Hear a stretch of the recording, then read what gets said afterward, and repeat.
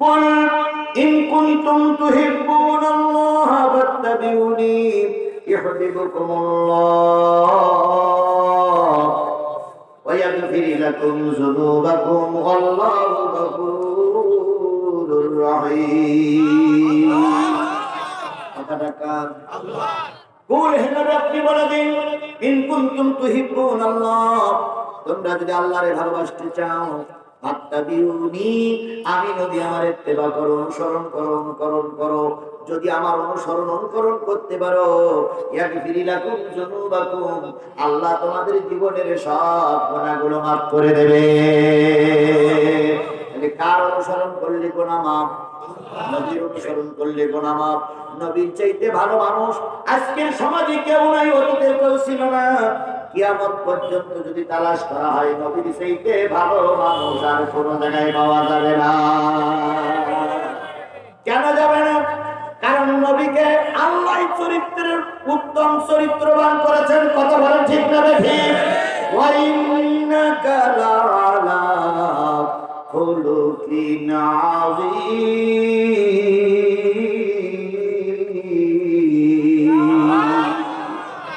নবী আমি আপনাকে উত্তম চরিত্রের অধিকারী বানাইছি। বলুন নবীর চাইতে ভালো মানুষ সমাজে কি কেউ ছিল? বর্তমান কেউ আছে? কিয়ামত পর্যন্ত যদি তালাশ করা হয়, নবীর চাইতে ভালো মানুষ পাওয়া যাবে না। সারা জীবন কষ্ট করেছেন, সারা জীবন রক্ত দিয়েছেন, সারা জীবন মার খেয়েছেন, সারা জীবন না খেয়ে থেকেছেন। একটিবারের জন্য আল্লাহর নবী প্রতিশোধ নেন নাই। মক্কায় কালেমার দাওয়াত দিতে শুরু করলেন, মক্কার মানুষ মেনে নিল না। আল্লাহর নবীর উপরে অত্যাচার শুরু হলো। কেউ বা দিনে মারে, কেউ বা রাতে মারে, কেউ বা নবীর গলায় গামছা দিয়ে টানে, কেউ বা নবীর মুখে থুতু দেয়, কেউ বা নবীকে গলা ধাক্কা দিয়ে ফেলায় দেয়, মাথা কেটে রক্ত বাহির হয়। এমন অবস্থা যখন চলতেছিল, আমার নবী চিন্তা করলেন, মক্কায় যখন দাওয়াতি কাজ করা যাচ্ছে না, আমি একটু হিজরত করি তায়েফে, হয়তো তায়েফের কেউ না কেউ আমার কলেমাটা গ্রহণ করবে। বড় আশা নিয়ে রাতের অন্ধকারে 3 দিন নবীর খাওয়া হচ্ছে না। এই অবস্থায় যায়েদকে নিয়ে তায়েফে চলে গেলেন। মক্কার কাফেরেরা সংবাদ পেল, আমাদের দেশের সেই ভ্রান্ত লোকটি, তাদের ভাষায় আমাদের দেশের সেই ভ্রান্ত লোকটি, পথভ্রষ্ট লোকটি এখন তায়েফ অবস্থান করতেছে। তায়েফের আবু জেহেল সরকার গোয়েন্দা বিভাগের লোক পাঠিয়ে দিল, আমার দেশের একটা পালায়ন করে একজন ব্যক্তি চলে এসেছে, যদি ওকে মেরে দিতে পারো বড় অঙ্কের পুরস্কার তোমাকে দেওয়া হবে, প্রয়োজনে মক্কার একটা দায়িত্ব দেওয়া হবে, প্রয়োজনে অনেক টাকা পয়সা দেওয়া হবে। তোমরা যদি রাসূলকে নবীকে মেরে দিতে পারো। তায়েফের সরকারের কাছে যে আল্লাহর নবী তার পরিচয় তুলে ধরলেন, আমি শেষ নবী। মা কানা মুহাম্মাদুন আবা আহাদিম মির রিজালিকুম ওয়ালাকিন রাসূলুল্লাহি ওয়া খাতামান নবিয়্যিন। নবীর সিঁড়ি শেষ, আমাকে শেষ নবী করে আল্লাহ পাক পাঠিয়েছেন। আমি আপনার এলাকায় দাওয়াত নিয়ে এসেছি, দয়া করে আমার কথাটা মনোযোগ দিয়ে শুনুন। এই লোকটি নবীর, আমার নবী তায়েফের সরকারের কাছে যাওয়ার আগেই আবু জেহেল বাহিনী গোয়েন্দা বিভাগ দিয়ে রাসূলের সম্পর্কে তাদের একটা ধারণা দিয়েছে, মেসেজ দিয়েছে। তায়েফের সরকার গর্জন করে বলল, তোমার মতন লোক ছাড়া আল্লাহর নবী খুঁজে পাইনি। নাউযুবিল্লাহ। নবী মর্মাহত হলেন, কিন্তু ভেঙে পড়লেন না। ভাই এভাবে কথা বলছেন আপনি, কিভাবে কথা বলবো? তুমি নবী, তার প্রমাণ কি? কয় প্রমাণ আমার কাছে ওহী আসে, কয় কোনো কথা শুনতে চাই না। তুমি আমার দেশে ঢুকেছো কেন? এ দেশে ঢুকেছো, এখন তোমাকে তো মেরে ফেলা হবে। নবীজি তায়েফের সরকারের হাতটা ধরে বললেন, 3 দিন পর্যন্ত কিছু খানা পিনা করি না, বড় কষ্ট নিয়ে আপনার কাছে এসেছি। যদি কালেমা নামাজ গ্রহণ নাও করেন দুঃখ নাই, কিন্তু আমাকে মক্কার সরকারের হাতে তুলে দিয়েন না, আর আমার পরে দয়া করে অত্যাচার করেন না। আপনার যদি ভালো না লাগে আপনি কালেমা গ্রহণ করেন না, কিন্তু আমার পরে আপনি পিটাইয়েন না, আমাকে আপনি অত্যাচার করেন না। কে কার কথা শোনে? তায়েফের সরকার যুবকদের লেগাই দিল, মুহাম্মদকে যদি মেরে দিতে পারো তোমরাও পুরস্কৃত হবে। আর ওই দেশ থেকে আমরা মেলা পুরস্কার পাবো। তায়েফের যুবকেরা লেগে গেল রাসূলের বিরুদ্ধে। রাসূল চলছে, তায়েফের যুবকেরা পাগল বলে গালিগালাজ করতে শুরু করলো। যার যা ছিল, কারোর হাতে লাঠি, কারোর হাতে বিভিন্ন অস্ত্র শস্ত্র, কেউ বা পাথরগুলো নিয়ে নবীরে ধাক্কা দেয়, নবীরে ফেলায় দেয়। নবীর মাথায় বাড়ি মারে, নবীর মাথা ফেটে রক্ত বাহির হয়ে যায়। কখনো নবী বেহুশ হয়, কখনো নবী হুঁশ ফিরে পায়। কারণ নবীর কয়েকদিন খাওয়া হয় না, 3 দিন না খাওয়া নবীর কষ্ট দেয়। আল্লাহ নবী বললেন, ও যুবকেরা, আমাকে যেতে দাও, তোমরা আমাকে মেরো না। আমি তো তোমাদের সরকারের কথা মেনে নিয়েছি। তারপর যুবকেরা রাসূলকে মারতে শুরু করলো। আজও দেখতেছি কিছু জালেম সরকার নবীর উত্তরসূরিদের উপরে ওরকম ভাবেই অত্যাচার করতেছে। তোমার ভালো না লাগে আমার কথা শুনো না, তোমার ভালো না লাগে আমার কাছ থেকে ট্যাক্স দিও না, কিন্তু বিনা অপরাধে কোনো অধিকার নেই তোমার আমার, তোমার আমাকে ফাঁসিতে ঝুলানো। বাংলাদেশের শিশু বক্তা বলে পরিচিত রফিকুল ইসলাম মাদানী, যদিও বয়স তার কম অনেক, কিন্তু লোকটা শিশু মানুষ, ছোট মানুষ। এই লোকটার কথায় সরকার অসন্তুষ্ট হয়ে তারে জেলখানায় রেখেছে। গত কয়েকদিন আগে গরুর দড়ি বেঁধেছে কোমরে, হাতে পড়াইছে হাত পড়া, পায়ে পড়িয়েছে ডান্ডা বেড়ি, মাথায় পড়াইছে হেলমেট, গায়ে পড়াইছে সৈনিকদের সেই পোশাক, বুলেট প্রুফ পোশাক পরিয়ে এই ছোট্ট মানুষটারে কোর্টের থেকে যখন গাড়ির থেকে যখন কোর্টে নেওয়া হচ্ছিল, গোটা জাতি যখন দেখেছে, গোটা জাতির চোখ বেয়ে পানি পড়েছে, গোটা জাতি হতবাক হয়েছে। কিন্তু জালেমদের একটু দয়া লাগে না। তায়েফের যুবকদের গালিগালাজ দেন কেন? তায়েফের সরকারের গালিগালাজ দেন কেন? তায়েফের দেশের মতন জালেম সরকার, জালেম নেতা আজকে আমাদের সমাজে তৈরি হয়ে গেছে।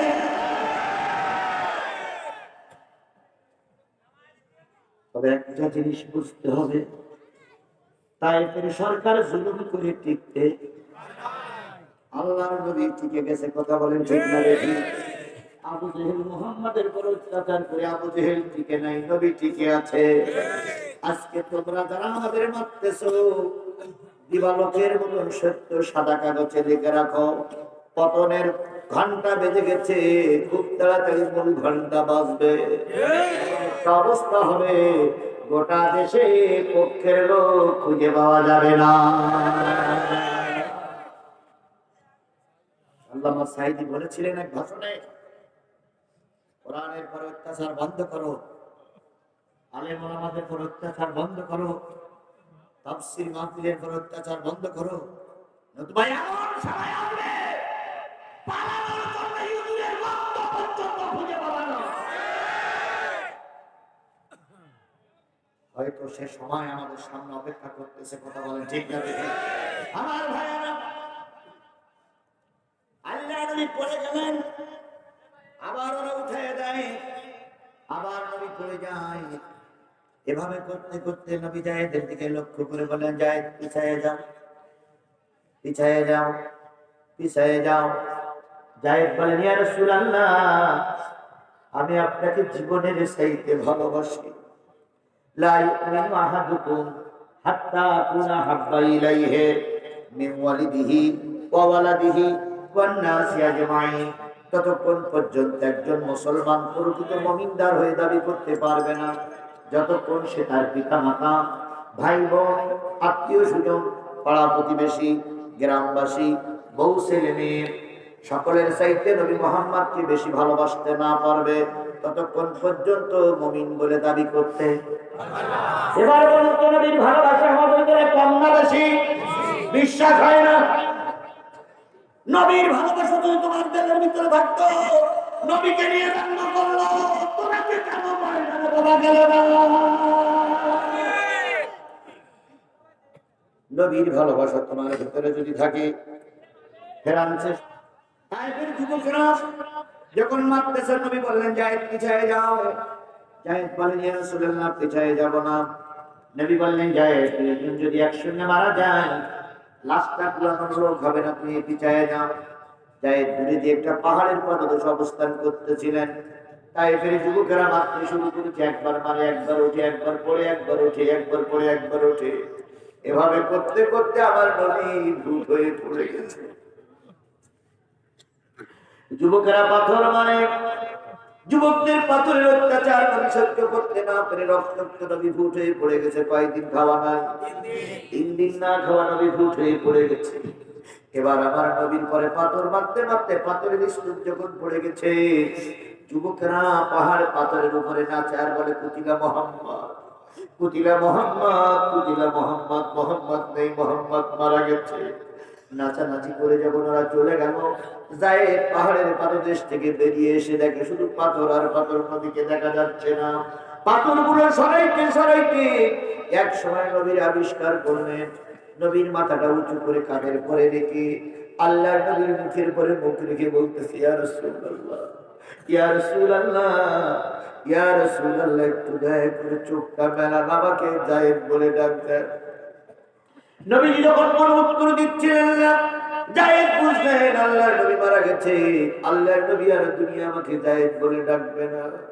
অল্পক্ষণ পরে আল্লাহর নবী ছোট্ট করে চোখ দুটো একটু তাকায় বললেন জায়েদ, পেটে 3 দিন খাবার নাই, ওরা আমাকে মেরেছে, আমি তো আর সহ্য করতে পারি না রে জায়েদ।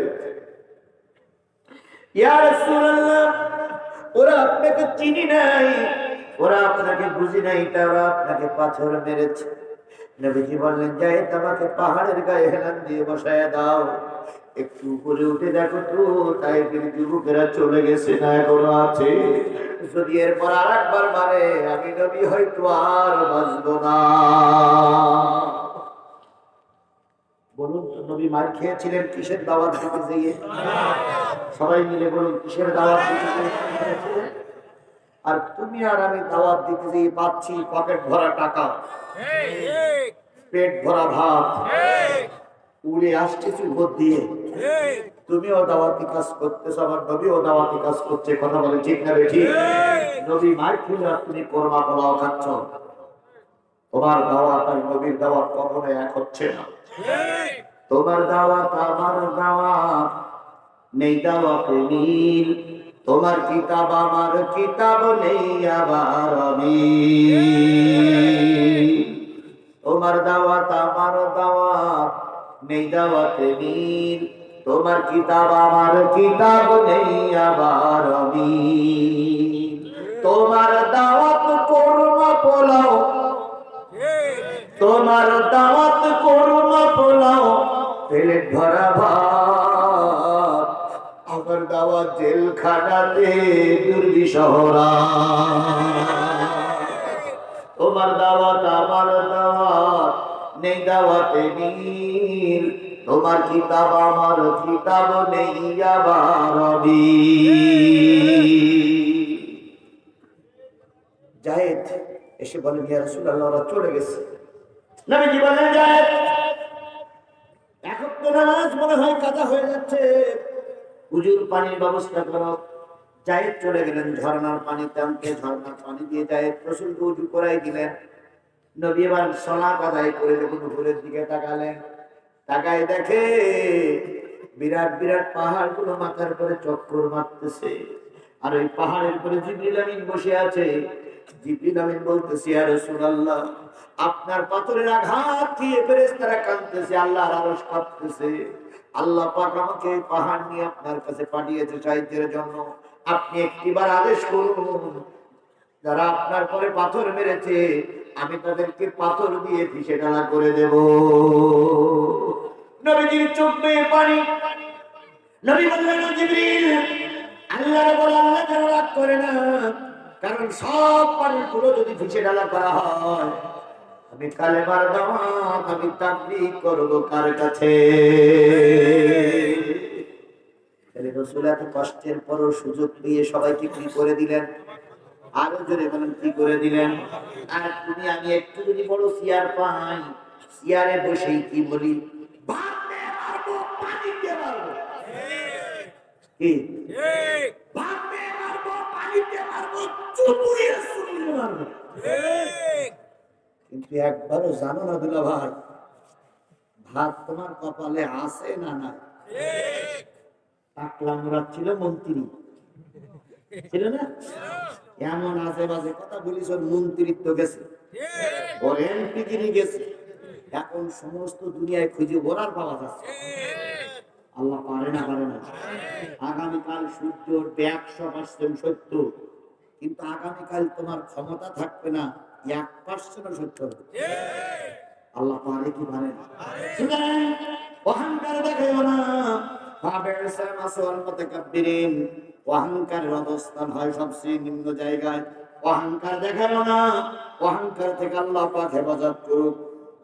যে নবী আমাদের জন্য সর্বক্ষণ কেঁদেছেন, সেই নবীর নামে দুরূদ আর সালাম সবাই মিলে বলছি সাল্লাল্লাহু আলাইহি ওয়াসাল্লাম।